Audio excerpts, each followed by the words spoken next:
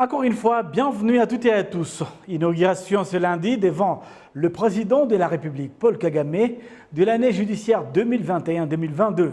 À cette occasion, le chef de l'État rwandais a invité le système judiciaire rwandais à collaborer avec d'autres organes pour protéger la population des criminels qui utilisent les nouvelles technologies pour dépouiller les pauvres citoyens. Les précisions avec Kassim Issouf. La cérémonie d'inauguration de l'année judiciaire 2021-2022 s'est déroulée alors que depuis 2 ans, le Rwanda et le monde en général sont confrontés à la pandémie de Covid-19, ce qui par conséquent a fait qu'au cours de l'année 2020-2021, presque 80% d'environ 75 000 procès se sont virtuellement déroulés. Le président de la République, Paul Kagame, a félicité les agents de ce secteur pour l'excellent travail qu'ils ont virtuellement accompli et leur a en outre demandé de protéger la population contre ceux avec qui elle est en contact dans cette technologie. Le gouvernement invite la population à se servir de la technologie, surtout le téléphone portable dans le commerce et le transfert d'argent. Il faut donc renforcer les mesures pour protéger les Rwandais, surtout ceux qui n'ont pas assez de connaissances dans la manipulation de la technologie pour qu'ils ne tombent pas dans le piège des escrocs et d'autres voleurs. Nous devons coûte que coûte les protéger de cela.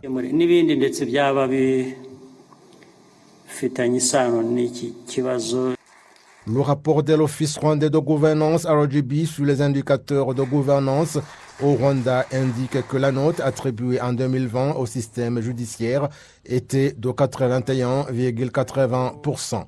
Le président de la Cour suprême et président du Conseil national de la magistrature, le Dr Faustin Nteziryayo, indique que même si en général cette note souligne le bon fonctionnement de cet organe, cela n'empêche pas que certains de ses agents continuent à le souiller.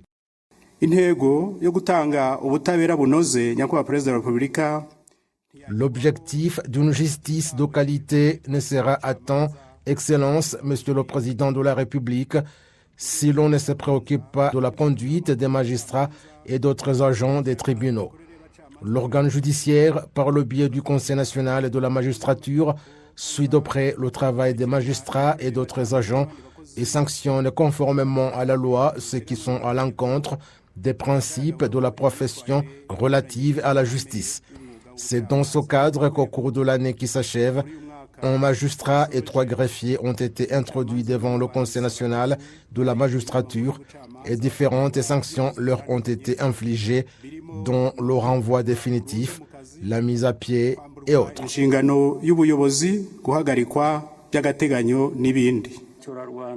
Le président de la République, Paul Kagame, a dénigré certains agents de l'organe judiciaire qui s'adonnent à la corruption et a souligné qu'on ne doit pas les supporter, demandant aussi qu'on trouve des solutions définitives aux problèmes de procès en attente.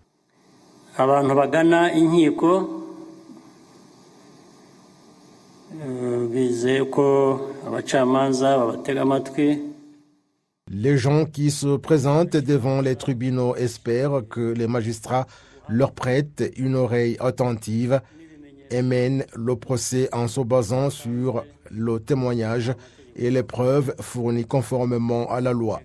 C'est comme ça que cela doit marcher. Nous entendons toutefois qu'il y a certains qui tendent la main pour qu'on leur donne quelque chose. C'est aussi une mauvaise pratique et nous l'avons dit souvent et depuis longtemps. Cela doit donc être éradiqué.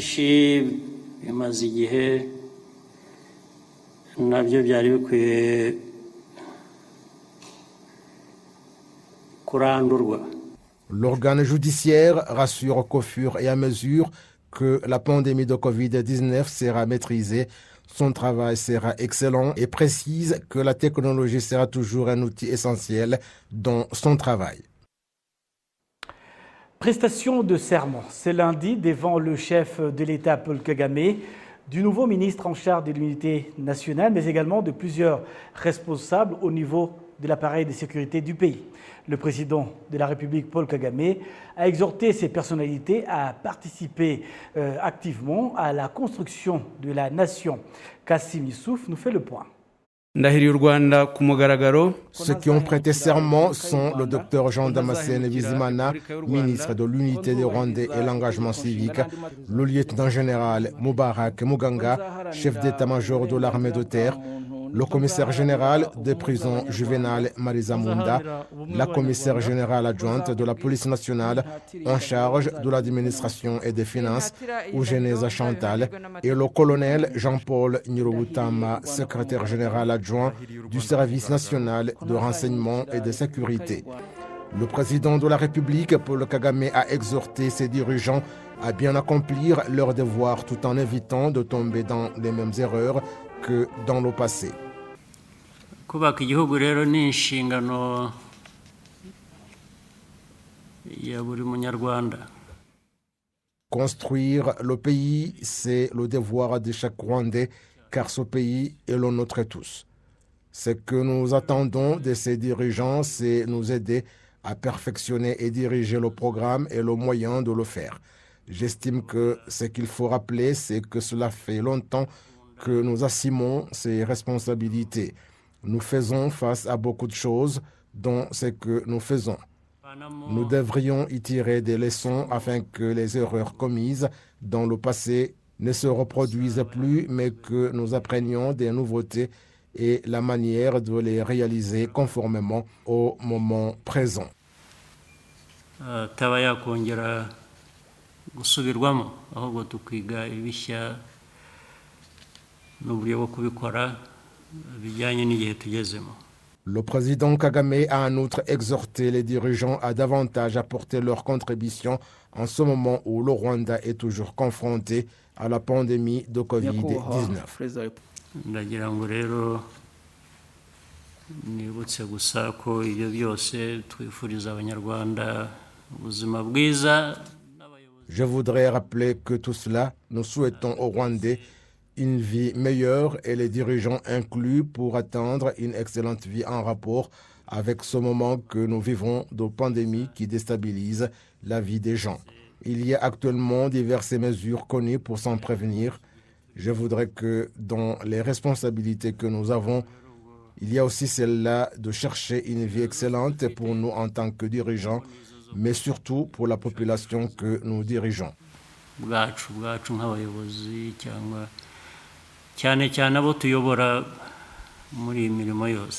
Le chef de l'État a en outre indiqué que les dirigeants qui ont prêté serment avaient d'autres responsabilités et leur a demandé de s'appuyer sur leur expérience pour davantage parfaire leurs nouvelles responsabilités. Il leur a rappelé de travailler avec toute l'abnégation possible pour l'intérêt des Rwandais et que cela exige la conjugaison des efforts des dirigeants en général. Les habitants qui résident à proximité de l'usine Steel One Industry Limited, qui fabrique du matériel de construction en district de Rwamagana, demandent aux autorités du pays de trouver des solutions aux problèmes causés par le rejet de gaz polluants de cette usine. Ils affirment que ces gaz affectent leur santé. Explication avec Kassim Youssouf. Même si l'Office rwandais de gestion de l'environnement, REMA, surveille les émissions industrielles, les résidents vivant à proximité de Steel Roi Industries Limited ont exprimé leur inquiétude concernant les émissions de l'usine, craignant que cela n'affecte leur santé. Lorsque la fumée des usines monte dans l'air, il y a des moments où nous voyons des particules dans la fumée qui peuvent aller dans l'eau ou dans nos yeux, et pour les jeunes enfants qui ne peuvent pas se protéger, cela peut les affecter. Nous avons de la chance de pouvoir porter des masques. Par exemple, je suis malade, je suis diabétique et j'ai de l'hypertension ou j'ai parfois du mal à respirer. Le directeur général de Steel Roi Industries Limited explique qu'ils ont fait de leur mieux pour investir 400 millions de francs rwandais dans des machines qui aident à prévenir les fumées qui polluent l'air. Une activité d'inspection des émissions industrielles a été menée dans la zone économique spéciale de Kigali, tout en évaluant la qualité de l'air dans la ville de Kigali. Le directeur général adjoint de REMA met en lumière les résultats de cette inspection et les mesures qu'ils envisagent de mettre en œuvre afin de réduire la pollution de l'air.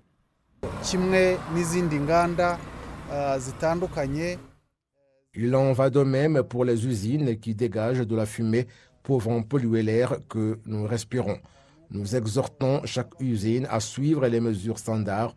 Non seulement les usines, mais aussi les résidents voisins ont besoin d'explications afin de résoudre tout problème qu'ils pourraient avoir. Le directeur général adjoint de REMA de souligner que certains quartiers de la ville de Kigali sont gravement touchés par ce problème.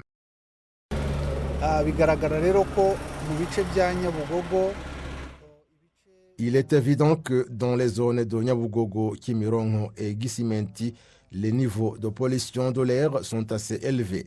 Lorsque l'indicateur est rouge, cela signifie que la situation est mauvaise et peut avoir des effets négatifs sur la santé des gens, mais dans d'autres endroits à travers Kigali et ici, à la zone économique spéciale, les indicateurs sont orange.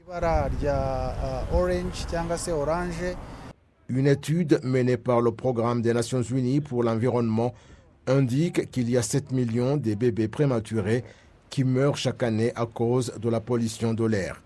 Chaque 7 septembre, le Rwanda se joint au reste du monde pour célébrer la Journée internationale de l'air pur pour un ciel bleu sous le thème Air sans planète saine qui met l'accent sur les aspects sanitaires de la pollution de l'air. Et puis, les experts sur les questions environnementales expliquent que la pollution de l'air et la contamination de l'air que nous respirons à l'intérieur comme à l'extérieur par tout agent chimique, physique ou biologique qui modifie ses caractéristiques naturelles peuvent être responsables des différentes maladies respiratoires. Pour améliorer la qualité de l'air, nous devons donc nous attaquer aux nombreuses sources de pollution de l'air. Reportage. Même si de multiples raisons justifient l'intensification de la lutte contre la pollution de l'air au niveau mondial, la plus convaincante est sans doute l'impact positif direct que cette action aura sur notre santé et celle de nos enfants. Certains Rwandais indiquent être inquiets du rejet continu des particules dans l'atmosphère, ce qui a des conséquences dramatiques sur la santé de la population. Cela peut occasionner des complications respiratoires. Des fois, lorsqu'on croise dans la circulation un véhicule qui lâche et qui laisse échapper du gaz, on ressent des vertiges et on peut même être pris des vomissements.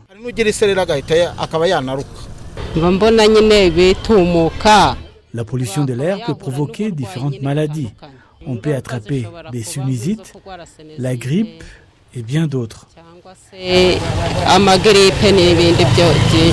Les experts sur les questions environnementales expliquent que la pollution de l'air est la contamination de l'air que nous respirons, à l'intérieur comme à l'extérieur, par tout agent chimique, physique ou biologique qui modifie ses caractéristiques naturelles.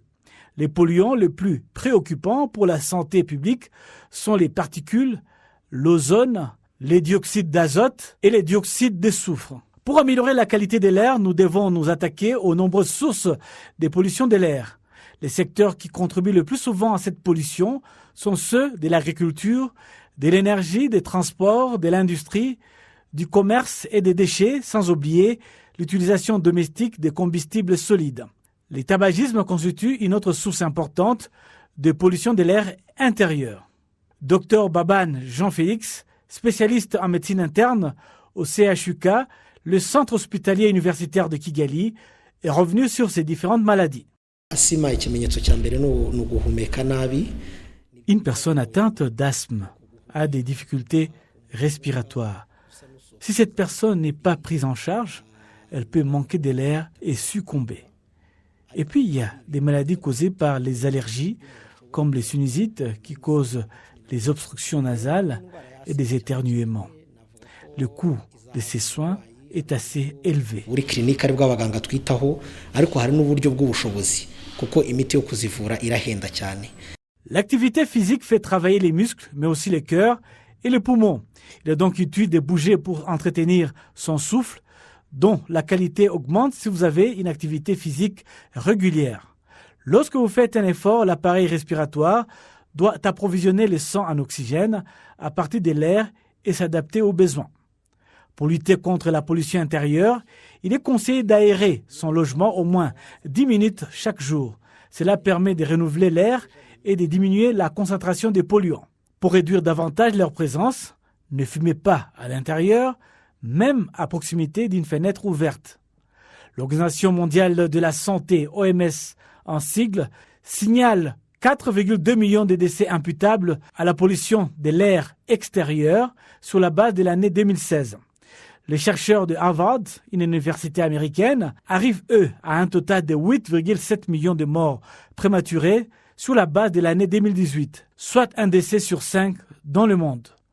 La Chine, où la situation s'améliore, cependant depuis une dizaine d'années, paye toujours le plus lourd tribut avec 2,4 millions de victimes.